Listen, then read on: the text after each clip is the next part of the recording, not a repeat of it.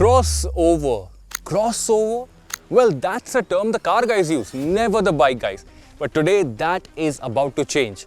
Can a motorcycle do it all? But most importantly, can it do it all while being electric? Welcome to Power Drift, welcome to the GP1 circuit here in Bengaluru, and welcome to the first ride of the Ultraviolette X47 Crossover.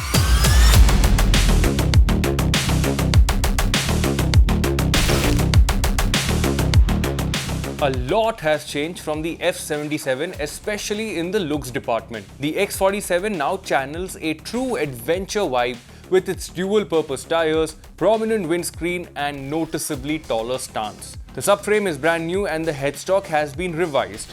New radar tech is now standard across all variants, along with an onboard charger that will be offered as an accessory. To round out the upgrades, the X47 also gets a redesigned seat, making this a comprehensively new look.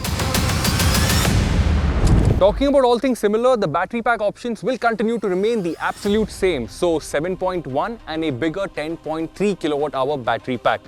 The frame that houses this battery pack, the main frame, that's also the absolute same. The outer tube of the front fork and the brake components, Control C, Control V.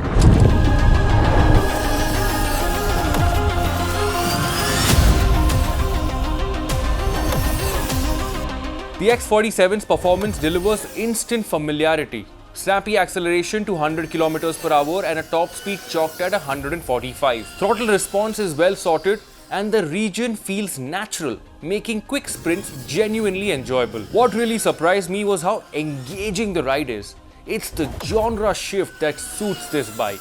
The wide handlebars make steering feel effortless and the X47 tires grip the road like they were made for it. And they were.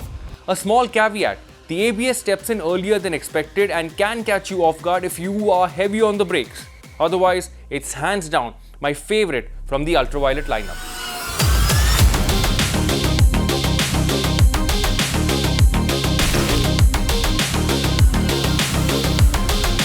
Ergonomically, this is so much more comfortable than the F77. Now the pegs are slightly forward set, they are slightly lower as well. But I wish they were even more comfortable. As you can see, things still feel a little sporty, but the comfort quotient gets actually enhanced when you look at this side of the motorcycle. The handlebar, it's wide, upright, and I don't think you'll have any kind of stress on the arms, shoulders or on the back, so that is a big plus. When you look at the seat, it's very well padded. You can put on quite a few kilometers in one go, and it's also pretty roomy. So if you're on the bigger side, I don't think you will have any problem at all. And to finish things off, this might look like a tall motorcycle, but the overall profile is pretty lean. So I do not think anybody is going to have a problem getting their feet on the floor. So in this department, very little to complain about. Ride quality has two faces, the travel and the experience.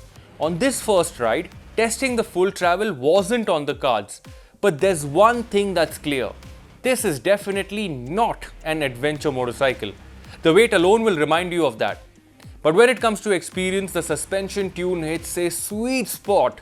Not too plush, not too stiff, just right. Smooth tarmac, it's perfectly dialed in, and when the road turns rough, the X47 still soaks up the bumps with confidence. It's not quite in the ADV territory, but for what it's meant to do, the setup is genuinely impressive.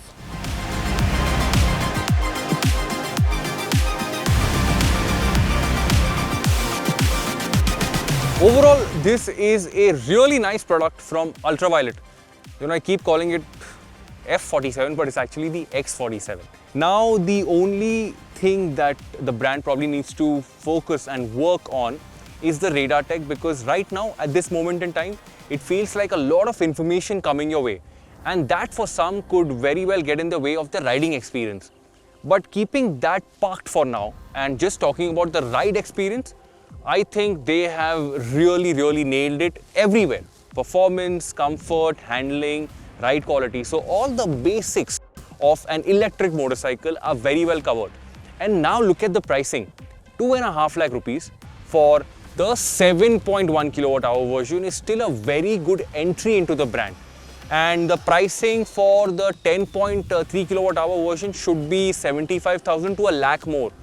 But that also means that you're getting a complete motorcycle in about 3.5 lakh rupees, and that is a great thing.